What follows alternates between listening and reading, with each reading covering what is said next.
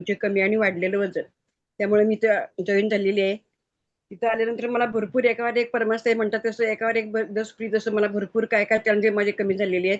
मला कंबरदुखी, पाठदुखी, गुडघेदुखी होती, चालताना धाप लागत होता, व्हर्टिगोचा प्रॉब्लेम होता, स्पॉन्डिलिसचा फ्रोजन शोल्डरचा त्रास होता, स्पॉन्डिलिसचा त्रास होता, पित्ताचा त्रास भरपूर होता. त्यामुळे मला एवढे वैताग आला होता. सगळं करून सुद्धा सगळं मला काही कमी होत नव्हतं म्हणून जीवाला एवढं वैतागले ते केव्हा तरी मारायचंच आहे म्हणून मी सगळं ठरलं काही करायचं नाही, आता काय व्हायचं असेल ते होऊ दे.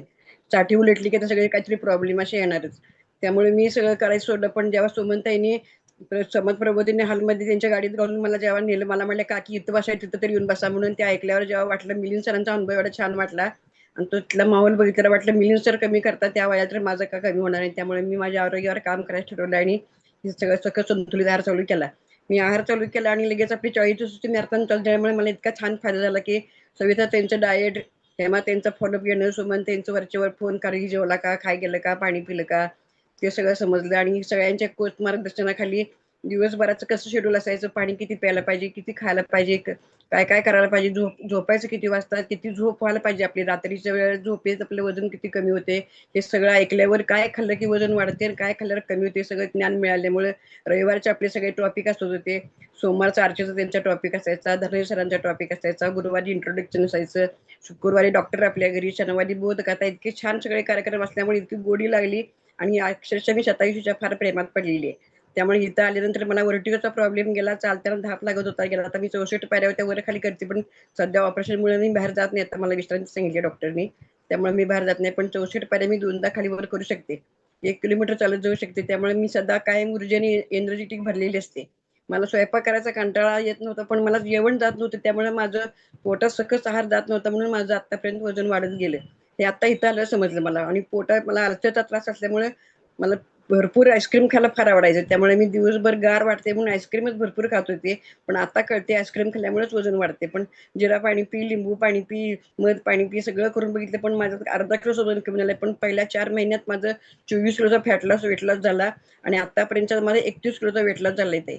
त्यामुळे मी तर खूप आनंदी आणि ऊर्जेने भरलेली आहे. 4 वेळी म्हणजे कविता केली.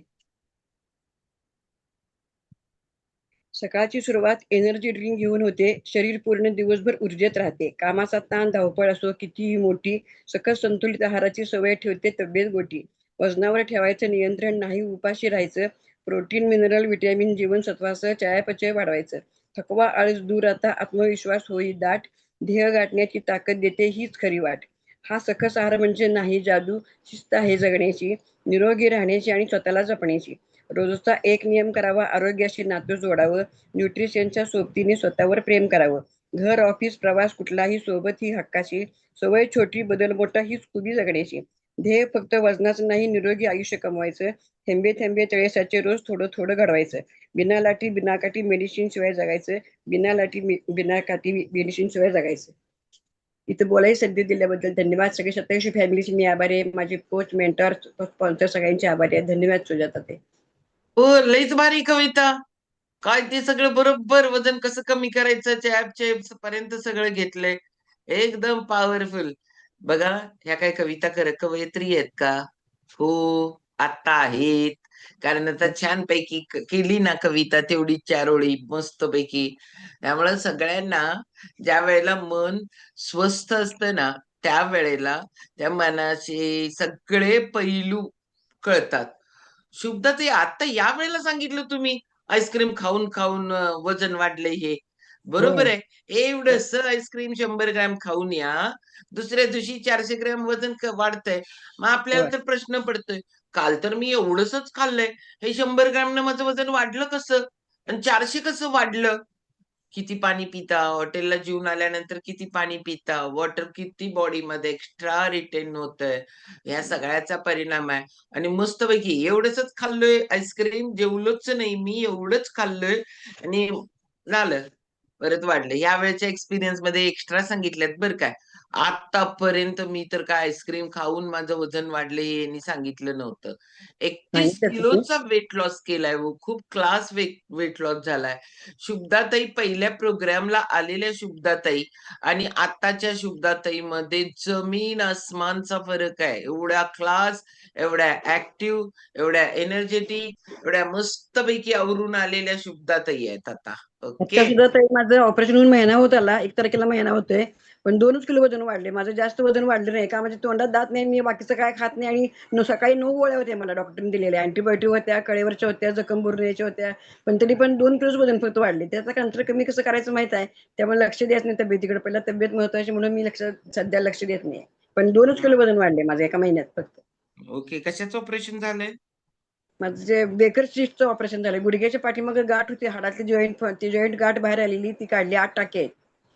ओके. त्यामुळे सध्या मी विश्रांतीवर आहे. त्यामुळे मला चालायचं नाही सांगितले. पाय आखडून बसायला येत नाही, पाय पसरून बसायला लागते. त्यामुळे मला सध्या विश्रांती चालायचं नाही. आधी वॉकर चालत होते, आता जरा बिना वॉकर चालायला सांगितले, त्यामुळे बिना वॉकर चालते. ओके. हळू-हळू जसं-जसं एक्सरसाइज पण होईल. कारण हो. वजन कमी होण्यासाठी ज्या आपल्याला जे पिलर आहेत ना, 5 पिलर, त्या 5 पिलरवरला एकाचवर जरी आपण व्यवस्थित काम नाही केलो ना, तर मग वजन परत थोडं वाढतं. लोकांना वाटतं फक्त आपल्या आपल्या फरकामुळेच वजन वाढतं. आपण स्वतःवर व्यवस्थित काम केलं तर कमी होतं. कारण सांगणाऱ्यांना खूप कारणं सापडतात. पण एक कारणांमुळं जरी वाढलं असलं, औषध आहेत, ह्या सगळ्यांमुळं खायला पण लागतं. घरातले आता ऑपरेशन झालंय म्हणून गप्प तरी बसतात. नाही त्यांच्यापाशी कोणतरी आलंय त्यांच्या सेवेला. खाऊन घे करून त्यामुळं थोडं वाढतं तेवढं. एवढं काही नाही, होऊन जाईल कमी. ओके. सकाळी 9 सकाळी गोळ्या असल्यामुळे तुम्ही मला शेक 2 वेळा पिते. मी शेक प्यायचं बंद केलं नाही. शेक पण पिते. पण मला एवढी भूक पोटात आग पडायची त्या गोळ्या खाऊन. सकाळी काय खाऊ काय नको व्हायचं. त्यामुळे मी गपली गावाच्या रव्याचं उपीट खात होते ते सगळ्यांच्या बरोबर केव्हा तरी. ओके. ते काय बेस्ट. म्हणून चालते ते खाल्लं. पण मला वजन नाही मी वाढून दिलं फार. ओके. त्यामुळे मी चलो. आनंदी आणि ऊर्जेने भरलेली आहे. किती लोकांना स्वतःला ऊर्जेनं वय सांगा त्यांना जरा शुभदाताई? आता 66 चालू आहे. हां, लई काही नाही घ्या. ओके. लई काही नाही. अजून लई आहे ना, 44 वर्ष आहेत त्यांच्याकडे अजून. नाही, 34 वर्ष आहेत. 34 आहेत, 34. चलो जोरदार क्लॅपिंग करू आपण शुभदाताईंसाठी. आणि आता आपण जाणार आहोत.